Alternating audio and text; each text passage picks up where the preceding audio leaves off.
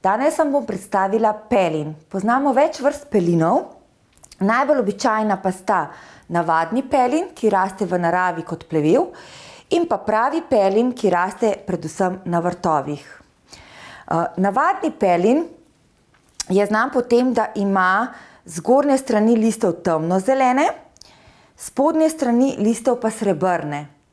Medtem ko ima pravi pelin na obeh straneh nekako tako srebrno barvo. Navadni pelin je že tradicionalno uporabljen kot neko splošno krepčilo. Že sveta Hildegarda je delala pelinovo vino.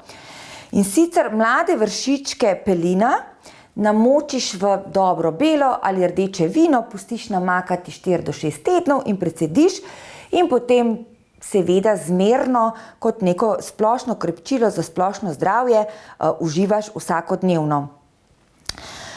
Navadni pelin je znan tudi po tem, da lahko spodbuja žive sanje. In sicer v ta namen se pogosto naredi takele zvitke. Lahko dodamo še lovor, žajbelj, kakšen rožmarin, kakšna druga zelišča, ki jih potem takole prižgemo in malo pokadimo. In če to pred spanjem pokadimo recimo v spalnici, tradicionalno se je uporabljalo tudi za očiščevanje prostora, zle duhov, vendar pa, če to pokadimo v spalnici pred spanjem, nam lahko sproža te žive terapevtske sanje in lahko navadni pelin tudi posušimo in naredimo take spalne blazinice, seveda, če potrebujemo neko tako terapevtsko vrednost sanj. Navadni pelin je uporaben tudi v prehrani, vendar samo zelo mladi listi. Ker pelin, vsi pelini, še posebno pa pravi pelin, vsebujejo tujon. To je živčni strup, ki se ekstrahira predvsem v alkoholu, zato razni pelinkovci za prebavo, kot jih morda poznamo, ni najbolje, da bi namakali pelin ali navadni ali pravi pelin v alkohol.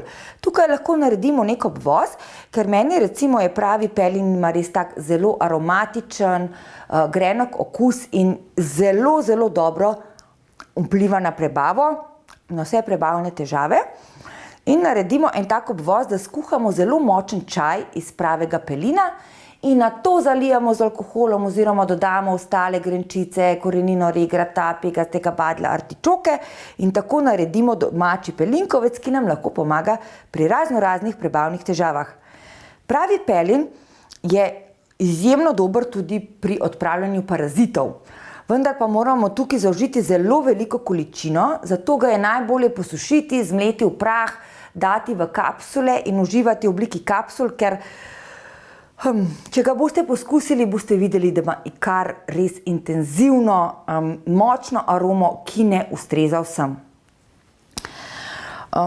Super dodatek kot začimba je lahko ali navadni pelin ali pravi pelin kakšnim mesnim jedem, pečenkam, včasih so celo zavijali pečenke v pelinove liste.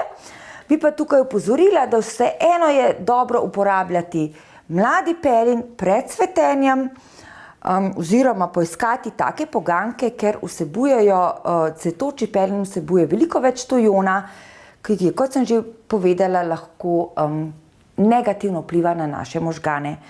Torej pelin, čudovit zaveznik naše prebave, vendar pa previdno z njim.